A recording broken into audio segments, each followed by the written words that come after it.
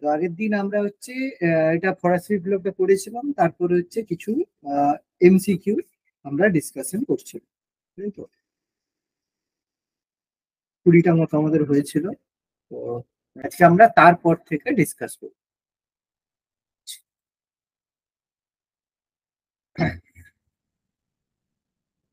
আচ্ছা, আজকের হচ্ছে ফার্স্ট কোশ্চেন।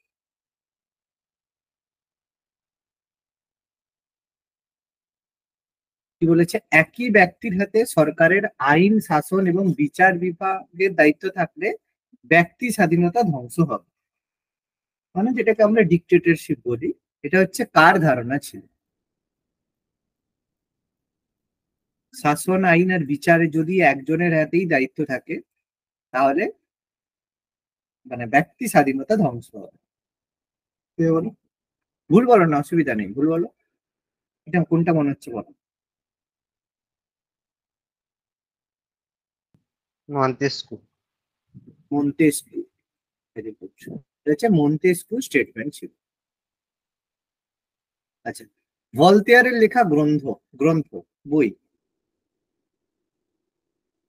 সোশ্যাল ভলতেয়ারের লেখা কন্ট্রাক্ট। না, কাদির কাদির কাদির কাদির কাদির ছিল। কাদির ছিল, সোশ্যাল কন্ট্রাক্ট না, কাদির ছিল। ভলতেয়ারের লেখা বিখ্যাত বই ছিল কাদির। আচ্ছা, দার্শনিকদের অভিধান গ্রন্থটি রচনা করেন Adam Smith. Dictionary of philosopher. Dictionary of philosopher. Adam স্মিথের তো ওয়েলথ অফ নেশন হচ্ছে ভলতেয়ার। ভলতেয়ারের লেখা। হ্যাঁ, ভলতেয়ারের লেখা বই দার্শনিকদের অভিধান।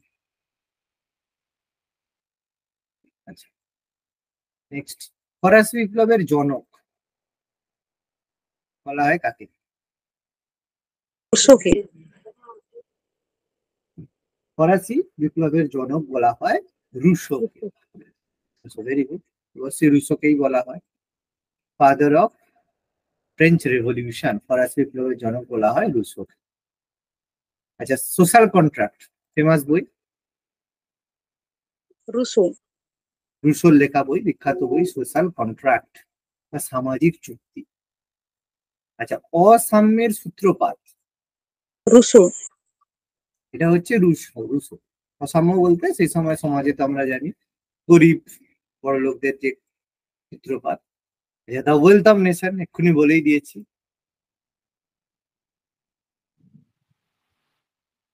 Wealth of nation Adam Smith. Adam Smith, অর্থনীতিবিদ অ্যাডাম স্মিথ, ফেমাস আমাদের ফাদার অফ ইকোনমিক্স বলা হয় অ্যাডাম স্মিথকে। দ্য ওয়েলথ অফ নেশন রচয়িতা হচ্ছে অ্যাডাম স্মিথ। আচ্ছা, এসে অন প্রিভিলেজেস, রাইটার কে? অ্যাবেসিয়ান্স। আবেসিয়াস। আবেসিয়াস এর লেখা বই essay on privileges. Privilege. Next, সূর্য রাজা, এটা তো আমরা জানি। সূর্য রাজা, প্রজাপতি রাজা, কাকে বলা হয় সূর্য রাজা? চতুর্দশ চতুর্দশ লুইকে। আর প্রজাপতি রাজা পঞ্চদশ লুই। পঞ্চদশ লুইকে। আমাদের মনে আছে আশা করি। সূর্য রাজা, চতুর্দশ লুই। আচ্ছা, এই যে প্রজাপতি রাজা পরেরটাতেই আছে, বুঝছে, পঞ্চদশ। আচ্ছা, ফ্রান্সের জাতীয় সভা একটানা মুলতবি ছিল কত বছর? 175 বছর। 175 বছর। 175 বছর পরে হলো, দিয়ে তারপরে টেনিস কোর্ট ব্যাপারটা আমরা আলোচনা আগের দিনে করেছিলাম। আচ্ছা, ফ্রান্সের রাজার বিরুদ্ধে সর্বপ্রথম বিদ্রোহ করেছিল কারা? অভিজাতরা। যাজকরা। না, রাজার প্রথম বিরুদ্ধে। অবস্থায় অভিজাতরা করেছিল, ওই জন্য অভিজাতদের বিদ্রোহ। পরে কি হলো, তাদেরকে এই যে কর দেওয়া শুরু করেছিল না রাজার বিরুদ্ধে, তাই না? অভিজাতরা প্রথম শুরু করলো, তারপরে সেই বিদ্রোহটা এগিয়ে নিয়ে গেল বাকিরা। যাজকরা কেন করবে? ট্যাক্স তাদের উপরে ইম্পোজ করা হচ্ছিল, অভিজাতদের উপরে না। সব অর্থমন্ত্রীরা এসে সাজেস্ট করলো যে ট্যাক্স দাও, ট্যাক্স দাও, সবাই বলছে। এই জন্য শেষ পর্যন্ত যখন চাইলো তখন অভিজাতরা করলো। টেনিস কোর্ট শপথ 20 জুন। 20 জুন। 20 জুন। 20 জুন একদম ফেমাস। টেনিস কোর্টের শপথ। ফ্রান্সের প্রথম লিখিত সংবিধান 1791।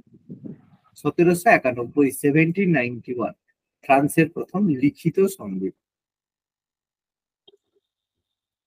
কত সালে রাজা ষোড়শ লুই ক্ষমতাচ্যুত ও বন্দী হন?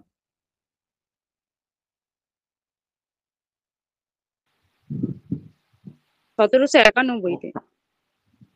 1791, এই যে পালিয়ে যাচ্ছিল, ধরেছে, ক্ষমতাচ্যুত আর বন্দী, তারপরে গিলোটিন। আচ্ছা, কার প্রাণদণ্ডের পরে সন্ত্রাসের শাসনের অবসান ঘটে? রোবসপিয়ার। রোবসপিয়ার। রোবসপিয়ার। রোবসপিয়ারকে ধরে তার লোকেরাই তার গিলোটিন করে দিল। রোবসপিয়ার। আচ্ছা, টিপু সুলতানের সঙ্গে কার যোগাযোগ ছিল? জেকোবিন দলের। জ্যাকোবিনদের। জ্যাকোবিন ক্লাবের সদস্য ছিল সে, ঠিক আছে। এই যে স্বাধীনতার বৃক্ষরোপণ করেছিল। পাদুয়ার ঘোষণা জারি করেছিল? রোবসপিয়ার হবে। না, এটা লিওপোল্ড। এটা লিওপোল্ড ছিল, ঠিক আছে। রাজা লিওপোল্ড ছিল, অস্ট্রিয়ার রাজা লিওপোল্ড। বলো। পাদুয়াটা কি জিনিস? ठीक है. Padua Declaration was a diplomatic note produced by Holy Roman Empire Leopold II, prompted by the arrest of Louis XVI and Mario Antony after the flight to Valence. The circular called of the sovereigns of Europe to join him in defending their freedom. It was followed by diplomatic initiative by the Habsburg monarchy looked for reappointment with its যাই হোক, মোটামুটি বুঝতে পেরেছো না বুঝিয়ে দিতে হবে? বুঝিয়ে দিন একটু। পেডুয়া ডিক্লারেশনটা হচ্ছে যখন 1791-তে আমাদের লুই 16 এবং তার ওয়াই মেরি অ্যান্টনি পালিয়ে যাচ্ছিল, তখন আমাদের হচ্ছে রোমান এম্পায়ার লিওপোল্ড II ঘোষণা করেছিল যে তাদেরকে যেন ছেড়ে দেয়া হয়। যদি ছেড়ে না দেয় তাহলে কি করবে, রোমান এম্পায়াররা তোমার ফ্রান্সের বিরুদ্ধে যুদ্ধ ঘোষণা করবে, ঠিক আছে। সেইটাকে বলা হচ্ছে পেডুয়া ডিক্লারেশন, পেডুয়া সার্কুলার। ক্লিয়ার হয়েছে? এই কথাটাই বলা হয়েছে। লিওপোল্ডের ডিক্লারেশন ছিল যাতে ছেড়ে দেওয়া, কারণ এরা মোনার্কির সাপোর্টার ছিল না।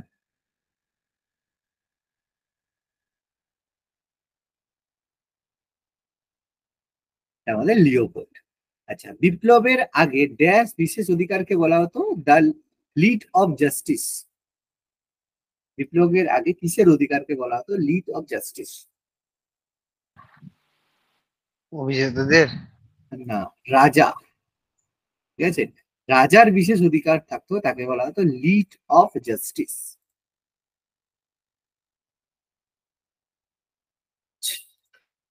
ফরাসি দার্শনিক ড্যাশ ক্ষমতা স্বতন্ত্রীকরণ নীতির তীব্র সমর্থক ছিলেন। ক্ষমতাকে স্বতন্ত্রীকরণ মানে সবাইকে স্বতন্ত্র করে দেওয়ার নীতি তীব্র সমর্থক ছিলেন।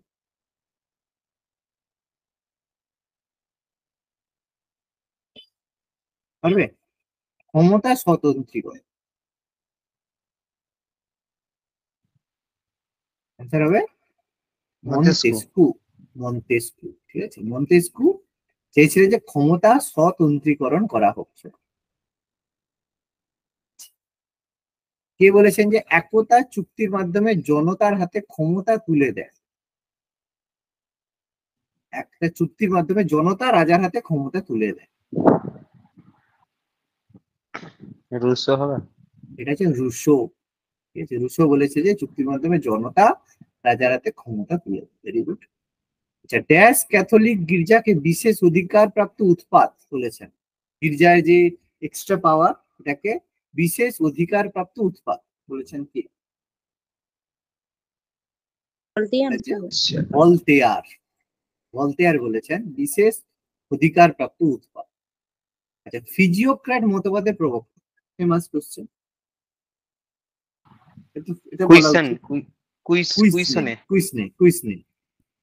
কুইসনে বলেছেন বিখ্যাত ফিজিওক্র্যাট মতবাদ।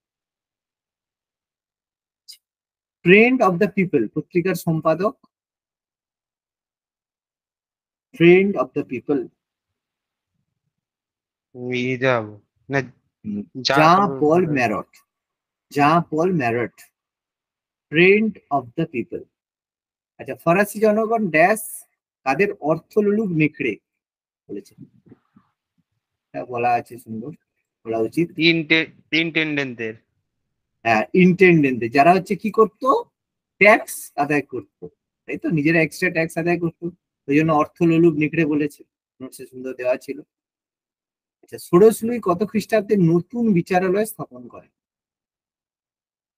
1788 তো কতগুলো নতুন বিচারালয় স্থাপন করে? এটা উল্লেখ করে থাকেনি অবশ্য 57টি। 57 এটা বলা ছিল না। 1789 খ্রিস্টাব্দে কত তারিখে বাস্তিল দুর্গের পতন হয়? 14ই জুলাই। 14ই জুলাই, 14 জুলাই, ফেমাস 14ই জুলাই। ফরাসি বিপ্লবের সময় বিপ্লবীরা ড্যাশ নামে জাতীয় সঙ্গীত রচনা করে? জানা নাই। হচ্ছে মার্সাই। মার্সাই নামে জাতীয় সঙ্গীত রচনা করেছিল ফ্রেঞ্চ রেভলিউশনের সময়। অনেক এক্সট্রা কোশ্চেন আছে, তাই না, আগের বারের থেকে। ড্যাশ তারিখে কোন পরিষদ বা কোন মহাসভা আহ, সংবিধান সভায় পরিণত হয়েছিল? কি ছিল? জাতীয় মহাসভা। হ্যাঁ, জাতীয় সভা ছিল, মহাসভা ছিল না, জাতীয় সভা। ঠিক আছে, জাতীয় সভা সংবিধান সভায় পরিণত হয়েছিল 1798 জাতীয় সভা, ন্যাশনাল অ্যাসেম্বলি। আচ্ছা, এই যে ফরাসি সংবিধান সভা ফ্রান্সকে কতগুলি ডিপার্টমেন্টে বিভক্ত করে? 83। 83টা ডিপার্টমেন্টে বিভক্ত দপ্তর। আচ্ছা, এটা তো সহজ। 1793-তে না, 16 রোবসপিয়ার। না, রোবসপিয়ার না, রোবসপিয়ার কি রেন অফ টেররের এন্ট্রি ওখানে ছিল? 1794। হ্যাঁ, 1793 21শে জানুয়ারি ষোড়শ লুইয়ের প্রাণদণ্ড হয়েছিল, গিলোটিন, তাই না? 1793-তে, 1793-তে ষোড়শ লুইয়ের হয়েছিল। আচ্ছা, সন্ত্রাসী শাসনকালে কোন বর্ষপঞ্জি চালু হয়?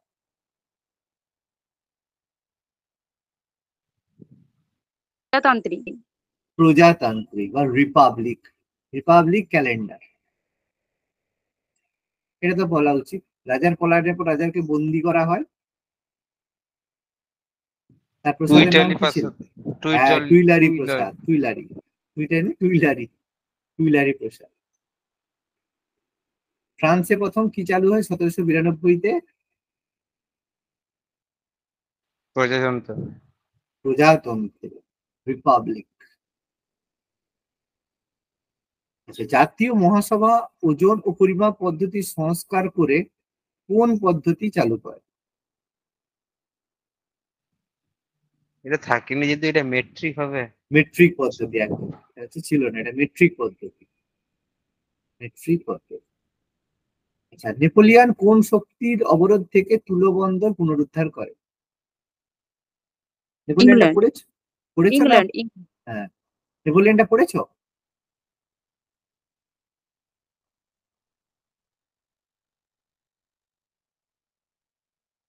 এরপরে সব কোশ্চেন নেপোলিয়ান থেকেই আসবে। কোন দেশের অধীনতা থেকে ইতালিকে নেপোলিয়ান মুক্ত করে নেপোলিয়ান মুক্তিদাতা নামে পরিচিত? অস্ট্রেলিয়া। কি হবে? অস্ট্রিয়া। অস্ট্রিয়া সেই সময় খুব পাওয়ারফুল ছিল, ঠিক আছে? অস্ট্রিয়ার কাছ থেকে ইতালিকে মুক্ত করেছিল। পরে তারপরে আমরা ইতালির মুক্তি আন্দোলন আবার পরে আমরা দেখব। যাই হোক, নেপোলিয়ান ফ্রান্সের ক্ষমতা দখল করেন 1799। 1799 খ্রিস্টাব্দে নেপোলিয়ান ফ্রান্সের ক্ষমতা দখল করে। নেপোলিয়ান কত বছর বয়সে প্রথম কনসাল হিসেবে নিযুক্ত হয়? 10 বছর। 10 বছর। 10 বছরের জন্য নিজেকে কনসাল হিসেবে, ফার্স্ট কাউন্সিল বা কনসাল বলে। আচ্ছা, কনসুলেট সংবিধানের রচয়িতা ছিলেন?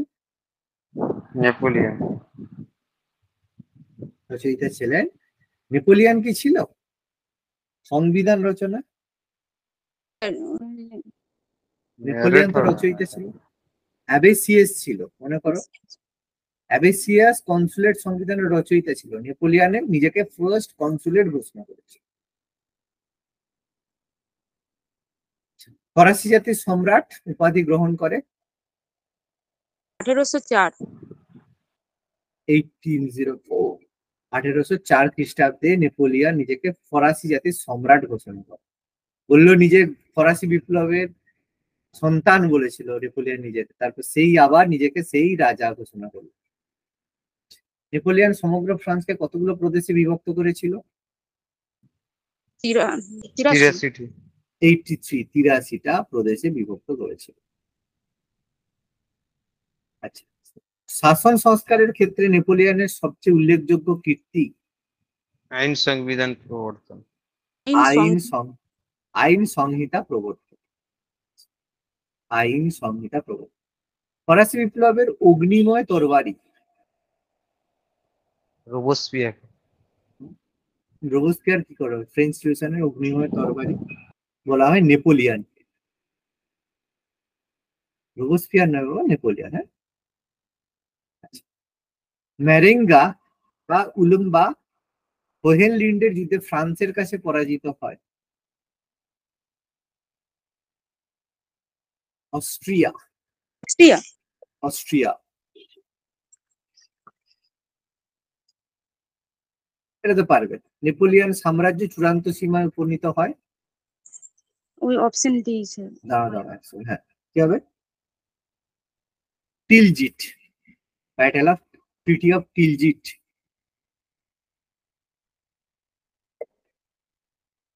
আচ্ছা, 1807 খ্রিস্টাব্দে ফ্রান্স এবং রাশিয়ার মধ্যে কোন যুদ্ধ হয়েছিল? 1807 ফ্রান্স ফিনল্যান্ডের যুদ্ধ। ফিনল্যান্ড। Finland flight. নেপোলিয়নের সাথে টিলজিটের সন্ধি স্বাক্ষর করতে বাধ্য করা হয়। এক্ষুনি বলো, রাশিয়া। বলো। রাশিয়া কি? রাশিয়া। রাশিয়ার সাথে, এই যে এখানে কোশ্চেনটা ছিল, এটা হচ্ছে কার সঙ্গে সেটা বলা হয়নি। রাশিয়ার সাথে টিলজিটের সঙ্গে। নেপোলিয়ন জার্মানির 300টি রাজ্যকে ভেঙে কতগুলি রাজ্য গঠন করেন? 39টি। 39 ভেঙে 39টা রাজ্য তৈরি করেন। নেপোলিয়ন কবে প্রথম মহাদেশীয় অবরোধ ব্যবস্থা? 1807 7 ছিল না 6 ছিল বলতো? 1807 মনে হচ্ছে। মহাদেশীয় অবরোধ ব্যবস্থা নেপোলিয়ন।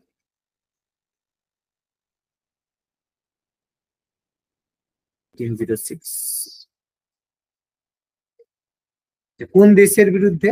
এটা তো সহজ। নেপোলিয়ন কোন দেশের বিরুদ্ধে মহাদেশীয় অবরোধ ঘোষিত? England. England.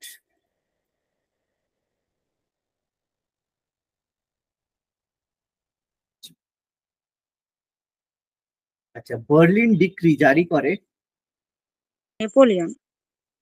Napoleon. Berlin decree. আচ্ছা, ইংল্যান্ড জারি করেছিল কি বার্লিন ডিক্রির প্রত্যুত্তরে? Milan's decree. Order in Milan. Council. Order in council ছিল। Order in council.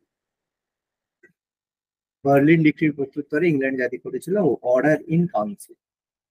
স্পেনের যুদ্ধে ফরাসি সেনাপতি কে ছিল?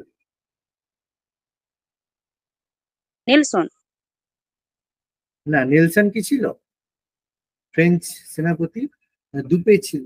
দুপে। হ্যাঁ, দুপে ছিল। স্পেনের যুদ্ধে ফরাসি সেনাপতি ছিল দুপ। আচ্ছা, বড়দিনের যুদ্ধে ফরাসি সেনাবাহিনীর বিরুদ্ধে সাফল্য দেখান রুশ সেনাপতি কে? রুশ সেনাপতি কে ছিল? হ্যাঁ, কুটুজ। কুটুজ।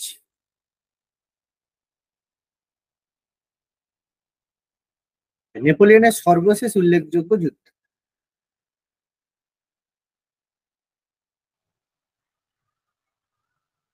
টেস্ট ট্রেনের যুদ্ধ।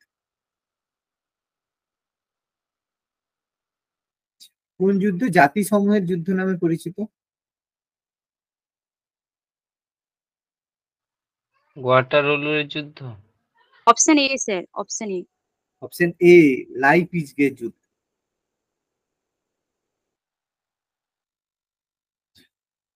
এটা তো সহজ। নেপোলিয়ন কোন যুদ্ধে পরাজিত হলে জার্মানি তার অধীনতা মুক্ত হয়?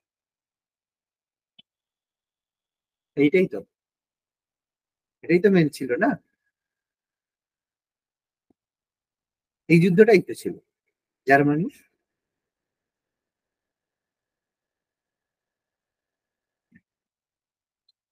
ওয়াটারলুর যুদ্ধে ব্রিটিশ সেনাপতি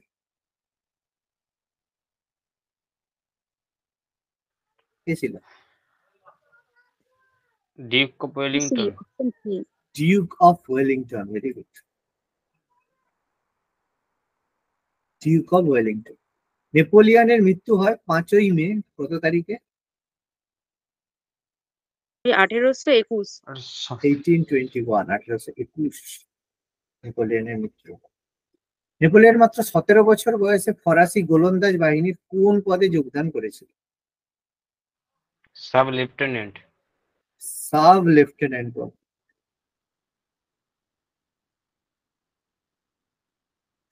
নেপোলিয়ন তার বন্দীদের নেপোলিয়ন ব্রিটিশদের কাছ থেকে তুলো বন্দর পুনরুদ্ধার করে যে সাফল্য দেখান, তার ফলে তিনি কি পদ লাভ করেন?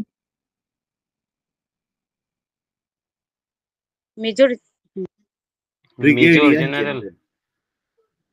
ব্রিগেডিয়ান জেনারেল। কনসুলেট শাসনে কে ছিলেন সর্বশক্তিমান কনসাল? নেপোলিয়ন।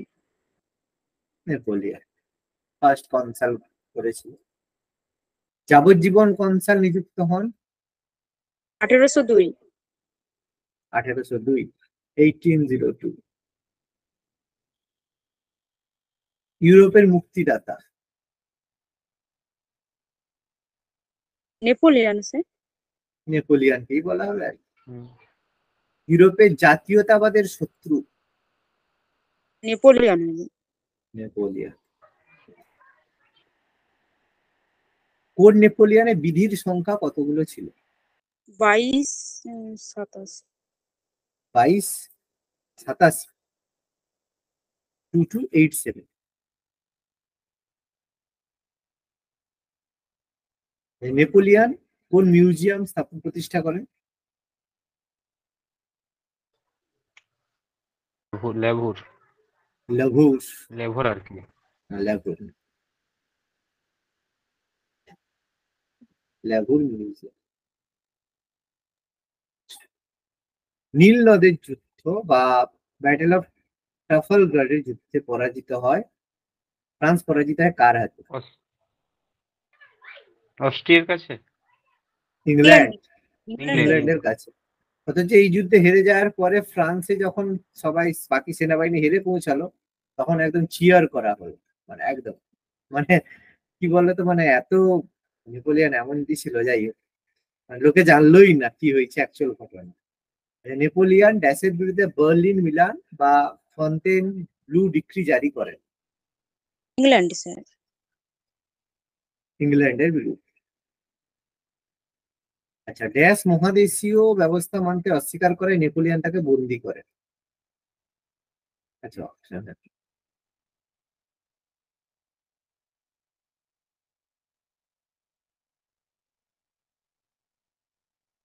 কি হয়ে গেছে বেশ।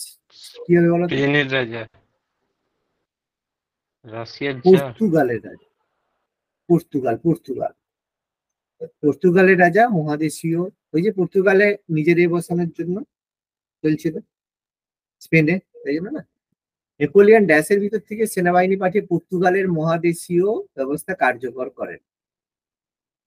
Spain sir. স্পেন। স্পেন পর্তুগালের জানো তো, ইউরোপে স্পেন আর পর্তুগাল কেমন ভাবে আছে, জানো ব্যাপারটা? স্পেন আর পর্তুগালের জায়গা কোথায় আছে? স্পেন আর পর্তুগাল জানো না, জানো না বলো, না দেখিয়ে দেবো ম্যাপে একবার।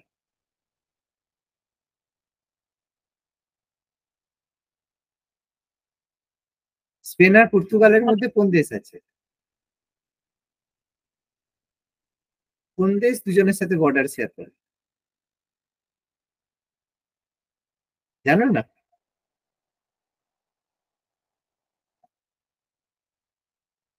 এ বাবা, একটু দেখিয়ে দেন। দেখলে অবাক হয়ে যাবে যে হচ্ছে স্পেন আর পর্তুগাল কেমন ভাবে হচ্ছে একসাথে জুড়ে আছে। ঠিক আছে, ম্যাপ অফ ইউরোপ একসাথেই দুটো ছিল। ঠিক আছে, তারপরে বর্ডার কেমন ভাবে পর্তুগাল বর্ডার শেয়ার করছে স্পেনের সাথে পুরোপুরি, দেখলে অবাক হয়ে যাবে। এবার দেখো, এই দেখো, এটা বুঝে যাবে একটু।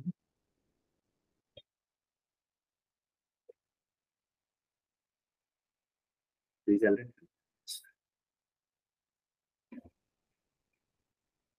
এই দেখো, এই দেখো এটা ফ্রান্স। হুম, এই যে এটা ফ্রান্স, এই দেখো এটা স্পেন, আর এটা দেখো এই যে ছোট অংশটা পর্তুগাল। মানে পর্তুগালের পুরো বর্ডারটাই স্পেনের সাথে শেয়ার হচ্ছে। পর্তুগালের এদিকে শুধুমাত্র সমুদ্র, আর পুরো বর্ডার স্পেনের সাথে। এক সময় পর্তুগাল আর স্পেন একটা দেশই ছিল, পরে এটা ভাগ হয়ে আলাদা হয়ে গেছে। অর্থাৎ পর্তুগাল আর স্পেন, মানে পর্তুগালে যা হবে, যা যদি পর্তুগালে কিছু ইম্পোর্ট করতে হয়, পুরো স্পেনের মধ্য দিয়েই কিছু যে কোনো জিনিস ইম্পোর্ট করতে হবে। হয় সমুদ্রে আসো, কোনো ল্যান্ড কোনো কিছুর মধ্যে দিয়ে যেতে পারবে না। ঠিক আছে, যেমন স্পেনে কিছু আনতে গেলে ফ্রান্সের মধ্য দিয়ে আনতে হবে, নাহলে আফ্রিকা থেকে জিব্রাল্টার দিয়ে পেরিয়ে আসো, জিব্রাল্টার দিয়ে তো যাওয়াটা সম্ভব নয়, কারণ এত এর ফ্লো থাকে, বা এখানে কোনো রোড ম্যাপ নেই। নাহলে এই যেতে গেলে পুরো এই যে পর্তুগাল আর স্পেনের অবস্থা, বুঝতে পেরেছো ব্যাপারটা কি? বোঝা গেল? মনে রাখবে, হ্যাঁ, এক সময় পুরো একটাই দেশ ছিল। অর্থাৎ স্পেনের ক্ষেত্রে স্পেন আর পর্তুগাল, এই যে স্পেনের ভিতর দিয়ে সেনাবাহিনী পাঠাবে, ফলে পর্তুগাল মানতে বাধ্য হবে। আচ্ছা, নেপোলিয়ন কাকে স্পেনের সিংহাসনে বসায়? Option A sir. জোসেফ। ওই কারণেই হচ্ছে নিজের বসিয়েছিল ফ্রান্সের পাশে। নেপোলিয়ন কাকে নেপলসের সিংহাসনে বসায়?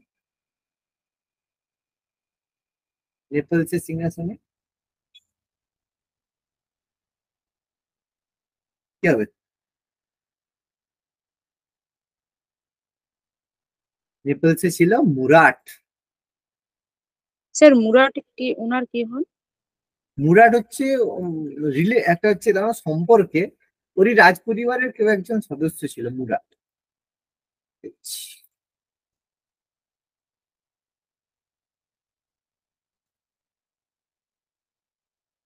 মুরাট,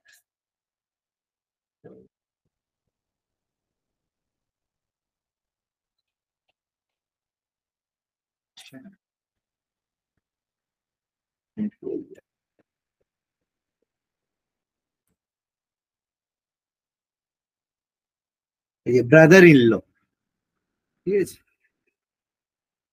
brother in law, brother in law of Napoleon.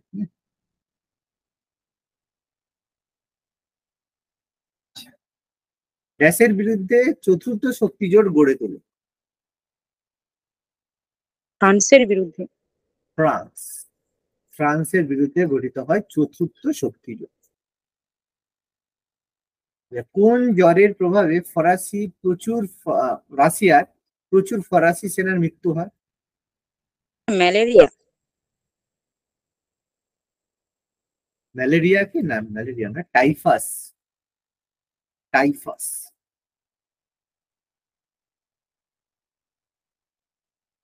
Dash অভিযান ছিল নেপোলিয়নের সংঘাতের শেষ সঙ্গী? কোথায় গিয়ে ফুটে গেল নেপোলিয়ন?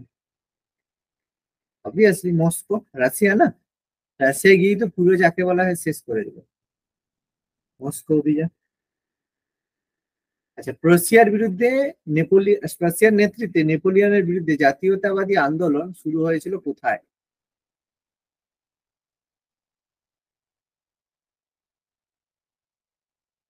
প্রুশিয়া বলতে জার্মানির যে অংশ প্রুশিয়া, কি হবে? প্রুশিয়ার নেতৃত্বে জার্মানিতে, ঠিক আছে, জার্মানিতে নেপোলিয়নের বিরুদ্ধে জাতীয়তাবাদী আন্দোলন শুরু হয়েছে।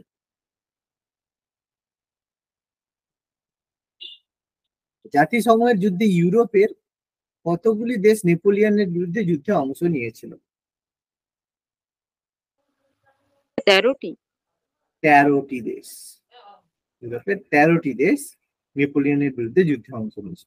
আচ্ছা, এলবা দ্বীপ থেকে ফ্রান্সে ফিরে নেপোলিয়ন কতদিন রাজত্ব করতে সক্ষম হন? 100 দিন। 60 100 দিন স্যার। 100 দিন, পুরো 100 দিন, 100 সেঞ্চুরি করেছে। 1700 নেপোলিয়ন বোনাপার্ট 1795 খ্রিস্টাব্দে কত তারিখে সেনাবাহিনীর লেফটেন্যান্ট পদ লাভ করে?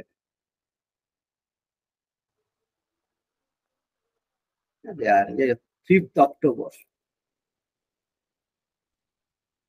আচ্ছা, ড্যাশ বলেছিলেন ভিত্তিমূল আসবে আস্থা এবং কর্তৃত্ব আসবে উপরিতল থেকে। মিরাবো। হ্যাঁ, এটা হচ্ছে রোবোস্ফিয়ারের ছিল, রোবোস্ফিয়ারের মন্তব্য ছিল। না, রোবোস্ফিয়ার না, সরি, এটা অ্যাবেসিয়াসের ছিল। সরি, অ্যাবেসিয়াসের ছিল। ভিত্তিমূল আসবে আস্থা আর কর্তৃত্ব আসবে উপরিতল থেকে।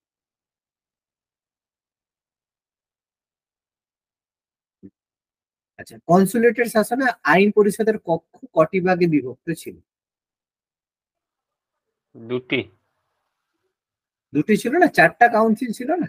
4টে স্যার। 4টে কাউন্সিল ছিল না? ধর্ম মীমাংসা চুক্তি কত খ্রিস্টাব্দে স্বাক্ষরিত হয়?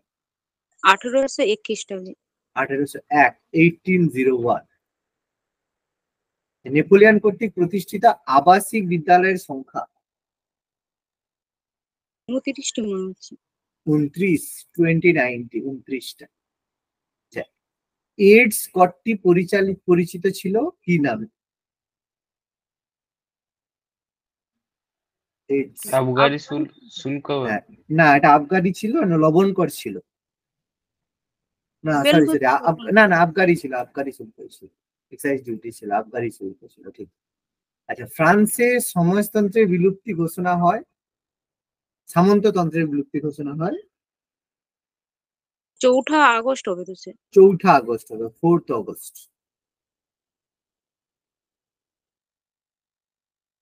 আচ্ছা, 1792 খ্রিস্টাব্দের ঘোষণাকে 92 দশের ঘোষণাকে ড্যাশ ফরাসি, দ্বিতীয় ফরাসি বিপ্লব বলেছেন? আবেসিয়ান। না, এটা লেফেভর ছিল না, এটা বলা ছিল। লেফেভর এটাকে দ্বিতীয় ফরাসি বিপ্লব বলেছেন, এটা বলা ছিল। প্রাসাদে আক্রমণ। হুম। ফ্রান্সের ড্যাশ দলকে মাউন্টেন দল ঘোষণা বলা? জিরোন্ডিন না, না, জ্যাকোবিন। জ্যাকোবিনকে বলা হয় মাউন্টেন দল। আর হ্যাঁ, ব্রুমেয়ারের ঘটনা কবে হয়েছিল?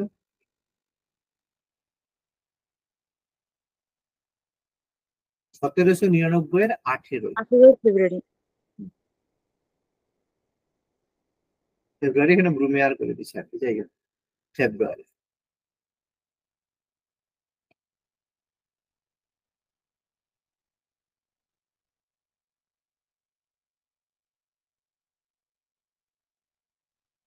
মোটামুটি এটা মোটামুটি আমাদের হলো। প্রথমে হচ্ছে জাতীয়তাবাদ বিষয়ক ধারণা। জাতীয়তাবাদ বলতে আমরা কি বুঝি? যে নিজের দেশকে ভালোবাসাকে আমরা জাতীয়তাবাদ বলি, যেখানে আমরা জাতি, ভাষা, ধর্মের মধ্যে একতা থাকবে। তো ফ্রেঞ্চ রেভলিউশন থেকে মানুষের হচ্ছে একটা সার্বভৌম ধারণা গড়ে উঠেছিল, সেখান থেকে জাতীয়তাবাদ বা ন্যাশনালিজমের উদ্ভব হয়। তো জাতি রাষ্ট্র সম্পর্কে রবীন্দ্রনাথ ঠাকুর তার নিঃসঙ্গী গ্রন্থে বলেছেন যে অতীতে আমরা সকলে মিলিয়া যে দুঃখ ত্যাগ করে থাকি, তাকে আমরা জাতি বলি, রাষ্ট্রকে পলিস বা সিভিটাস বলা হয়। ম্যাকিয়াভেলি প্রথম রাষ্ট্র শব্দটা ব্যবহার করেছিল তার দ্য প্রিন্স গ্রন্থে। অ্যারিস্টটল সেই সম্পর্কে বলেছেন। আবার জাতি রাষ্ট্রকে অনেকে এক মনে করেন, কিছু পার্থক্য আছে। সেটা বলা হচ্ছে জাতি মানেই রাষ্ট্র হয় না, রাষ্ট্রের মধ্যে অনেক রকম জাতি থাকতে পারে, ঠিক আছে? তো একটি জাতি নিয়ে বহু রাষ্ট্র হতে পারে, তো সেটা আমরা জানি। তো তারপর আমরা পড়েছিলাম রাজতান্ত্রিক আর জাতীয়তাবাদী ধারণার দ্বন্দ্ব। কারণ আগে ছিল প্রত্যেকের রাজা নিজেকে ঈশ্বরের প্রতিনিধি ভাবত, তো সে যেটা বলবে সেটাই আইন হবে। ফলে এখান থেকে স্বৈরাচারী যে ধারণা সেটা উদ্ভব হয় পরবর্তীকালে। এই যে ইতালির যে বিভিন্ন তোমার হচ্ছে আহ ইতালির যে বিভিন্ন ফিলোসোফার রয়েছে, তো বিভিন্ন তারা কি করে সবাইকে উদ্ভব করায় বা একটা জাতীয়তাবাদের ধারণা করে, কিন্তু সেখান থেকে কি হয়, উগ্র জাতীয়তাবাদের জন্ম নেয়। তারপরে প্রত্যেকে নিজেকে একটা শ্রেষ্ঠ বলে তারা ঘোষণা করে। সেখান থেকে আমরা জানি নেপোলিয়নের যখন পতন হয়, তারপরে আমাদের হচ্ছে ভিয়েনা সম্মেলন হয়। তো সে অস্ট্রিয়ার রাজধানী ভিয়েনাতে মিলিত হয়েছিল সবাই 1815-তে, প্রথম আন্তর্জাতিক সম্মেলন হয়। তো নেপোলিয়নের পতনের পর অস্ট্রিয়া, রাশিয়া, প্রুশিয়া আর ইংল্যান্ড চারজনে মিলে করেছিল। যেহেতু অস্ট্রিয়া মেন হেড ছিল, ওই জন্য অস্ট্রিয়ার রাজধানী ভিয়েনাতে হয়েছিল। এখানে এই দেশের প্রভাব ছিল। তো অস্ট্রিয়ার তখন প্রধানমন্ত্রী ছিল মেটার্নিক, তাকে কূটনীতির রাজপত্র বলা হয়। তিনি এর সভাপতি ছিলেন। সম্পাদক ছিল ফ্রেডরিক ভন জিনেস। আর অন্যান্যের মধ্যে রাশিয়ার প্রথম আলেকজান্ডার ছিল, ইংল্যান্ডের হচ্ছে ক্যাসেলরি ছিল, আর ডিউক অফ ওয়েলিংটন ছিল রাজপ্রতিনিধি, অস্ট্রিয়ার রাজা ছিল প্রথম ফ্রান্সিস, ফ্রান্সের পররাষ্ট্রমন্ত্রী ট্যালিরাও, আর প্রাশিয়ার রাজা ফ্রেডরিক উইলিয়াম, আর মন্ত্রী ছিল হার্ডেনবার্গ। তো কিন্তু তুরস্ক আর পোপ এখানে জন্মগ্রহণ মানে এখানে অংশগ্রহণ করেনি। ভিয়েনা সম্মেলনের পরে গন্ডগোল ছিল, গন্ডগোলগুলো ডিসকাস করেছি। এর জন্য কি করা হয়েছিল, আহ সমস্যার মধ্যে ইউরোপের রাজনৈতিক গঠন পুনর্গঠন করার চাপ ছিল। ফ্রান্স যাতে আবার পুনরায় শক্তিভঙ্গ না করতে পারে তার জন্য ব্যবস্থা নেওয়া। নেপোলিয়ান যে চুক্তি গুলা করেছিল সেগুলিকে মর্যাদা দেওয়া। পোল্যান্ড, জার্মানি, স্যাক্সনি, রাইন অঞ্চলের ভবিষ্যৎ ঠিক করা। আর নেপোলিয়ানের ফলে যারা ক্ষতিগ্রস্ত হয়েছে তাদের ক্ষতিপূরণ দেওয়া। আর ইউরোপের শক্তির ক্ষেত্রে সাম্য বজায় রাখা। কিন্তু সবাই একটা কি তিনটে নীতি ছিল, ন্যায্য অধিকার নীতি, ক্ষতিপূরণ নীতি আর শক্তি সাম্য নীতি, যার মাধ্যমে ইউরোপের শক্তি সাম্য বজায় রাখার কথা বলা হয়েছিল। ন্যায্য অধিকার নীতির মাধ্যমে যে যে রাজ্যকে দখল করে নেওয়া হয়েছিল তাদেরকে আবার পুনঃপ্রতিষ্ঠা হয়। ফ্রান্সে অষ্টাদশ লুইকে রাজা করা হয়, হল্যান্ডে অরেঞ্জ ডাইনেস্টি, তারপর Piedmont Sardinia Savoy dynasty, France, Spain এবং নেপলসে বুর্বো ডাইনেস্টি এস্টাবলিশ হলো। ক্ষতিপূরণ নীতির মাধ্যমে ইংল্যান্ড হচ্ছে তোমার সিংহল, কেপ কলোনি, মরিশাস প্রভৃতি ঘাঁটিগুলো পেল, মানে যাদের ক্ষতিপূরণ। শক্তিসাম্য নীতির মাধ্যমে ফ্রান্সের চারদিকে মানে এমন ভাবে সিস্টেম করা হলো যাতে ফ্রান্স আর শক্তিশালী হতে না পারে। এবার ভিয়েনা সম্মেলন বেসিক্যালি ফ্রান্সের যে উদার নীতি বা গণতন্ত্র জাতীয়তাবাদ ছিল সেগুলোর মানে আগ্রহ দেখিয়েছিল, জাতীয়তা রাষ্ট্রকে গুরুত্ব দেয়নি। কিন্তু এর ফলে খুব প্রেসারাইজ ছিল বলে পরবর্তী 40 বছর এটা শান্তি ছিল। কিন্তু তারপরে হচ্ছে মেটার্নিক হলো, ভিয়েনা কনফারেন্সের হচ্ছে ছিল মেটার্নিক। তো তিনি অস্ট্রিয়ার স্বার্থ রক্ষার জন্য একটা রক্ষণশীল ব্যবস্থা গড়ে তোলেন। তার মাধ্যমে তিনি কি করেন যে এই যে জাতীয়তাবাদী মানে ভাবধারণা এগুলো বন্ধ করে তিনি স্বৈরাচারী আধিপত্য বিস্তার করেন। এই জন্য এটাকে আমরা মেটার্নিক সিস্টেম বলি। তিনি বেসিক্যালি ইউরোপের রাজনীতি পরিচালনা করতেন বলে এটাকে আমরা মেটার্নিক যুগ হিসাবে আমরা আলোচনা করেছি। মেটার্নিক যুগ বা এরা অফ মেটার্নিক বলে আমরা অভিহিত করেছি। যাই হোক, মেটার্নিক বিশ্বাস করতো যে বিপ্লব একটা ওষুধ যার চিকিৎসার প্রয়োজন, তো এটা তিনি বিশ্বাস করতেন। তো 1815-তে কিছু 5টা বৈঠক তিনি এরপরে করেছিলেন। আইলা স্যাপোলে 1818-তে, লাইব্যাক, ভেরোনা, সেন্ট পিটার্সবার্গ আর ট্রোপো করেছিল। ট্রোপো প্রোটোকলের মাধ্যমে শক্তি সমবায়কে প্রতিক্রিয়াশীল যন্ত্রে পরিণত করে। তারপরে কার্লসবার্গ ডিগ্রি, এটা আমরা আলোচনা করেছি, যার মাধ্যমে ছাত্র সংগঠনগুলিকে নিষিদ্ধ ঘোষণা করা হয়। সংবাদপত্রগুলি অধিকার খর্ব করা হয়, অধ্যাপকদের পিছনে গোয়েন্দা বিভাগ নিয়োগ করা হয় যাতে কেউ কিছু নাই করতে পারে। এবং ইতালিকে একটা ভৌগোলিক সংজ্ঞায় পরিণত করা হয়, কিন্তু 1848-এ মেটার্নিক ব্যবস্থার পতন ঘটে।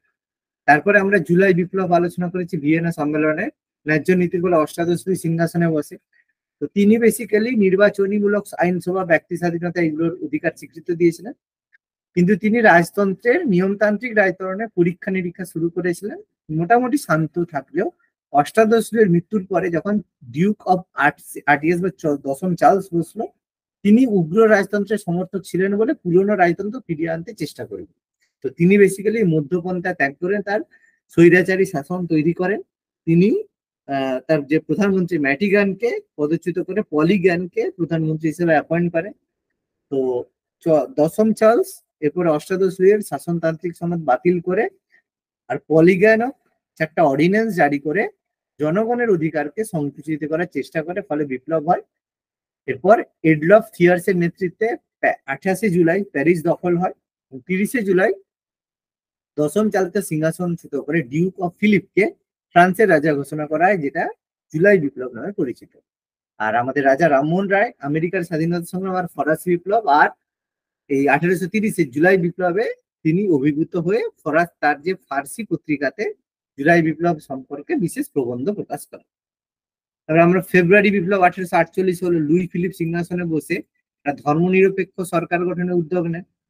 কিন্তু প্রজাতান্ত্রিক দলের সমর্থকরা লুই ফিলিপের শাসনকে স্বৈরাচারী মনে করতে, আর সময়তান্ত্রিকরা এগুলোকে জাতীয়করণ করার কর্মসূচি গড়ে তোলা। ফলে লুই ফিলিপ মাঝখানে পড়ে গেল, মানে সবার মন রাখতে গেল, নিজেই হচ্ছে কেস খেলো।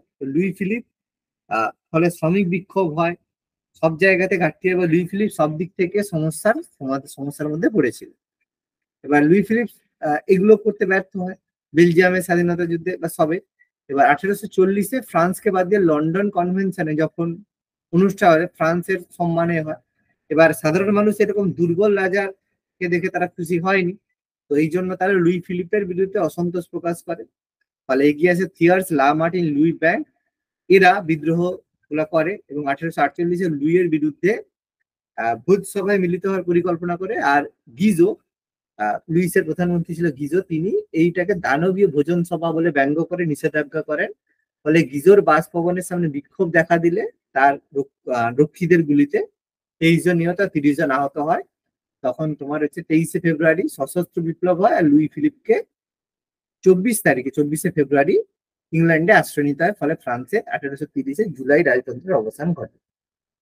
যেহেতু এটা ফেব্রুয়ারিতে হয়েছিল বলে এই জন্য এই বিপ্লবটাকে ফেব্রুয়ারি বিপ্লব বলা হয় 1848। আমরা ফরাসি রাজতন্ত্রে এবার এই সময় দ্বিতীয় ফরাসি প্রজাতন্ত্র গঠিত হয়।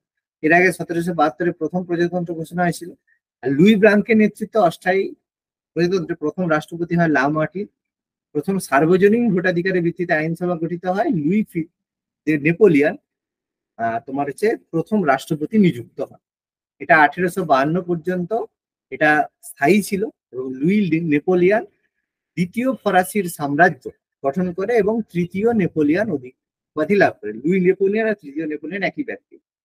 এরপর 1870 খ্রিস্টাব্দ পর্যন্ত এই সাম্রাজ্য টিকে থাকলেও আমাদের হচ্ছে বিসমার্কের হাতে তৃতীয় নেপোলিয়ানের পতন ঘটে। আমরা ইউরোপের মানে জার্মানি ইউনিফিকেশনে দেখিয়েছি কিভাবে তৃতীয় নেপোলিয়ানকে ফাঁসিয়েছিল। তারপরে 1871-এ তৃতীয় প্রজাতন্ত্র গঠিত হয়, এই জন্য এটাকে 1848-কে বিপ্লবের বছর বলা হয়। পড়েছে আর মেটারনিক বলতে যে ফ্রান্সের সর্দি হলে ইউরোপ হাসতে থাকে, স্টেটমেন্ট গুলো আছে। তারপরে আমরা ফ্র্যাঙ্কফুর্ট পার্লামেন্ট গঠিত হয়েছিল, এখানে 39টা রাজ্য নিয়ে একটা সংবিধান গঠন হয়। রাশিয়ার রাজা কে প্রধান হওয়ার অনুরোধ জানানো হলেও তিনি অসম্মত হন, ফলে ফ্র্যাঙ্কফুর্ট পার্লামেন্ট ভেঙে যায়। এরপর পিডমন্টের রাজা অ্যালবার্ট শাসন প্রবর্তন করতে বাধ্য হয়।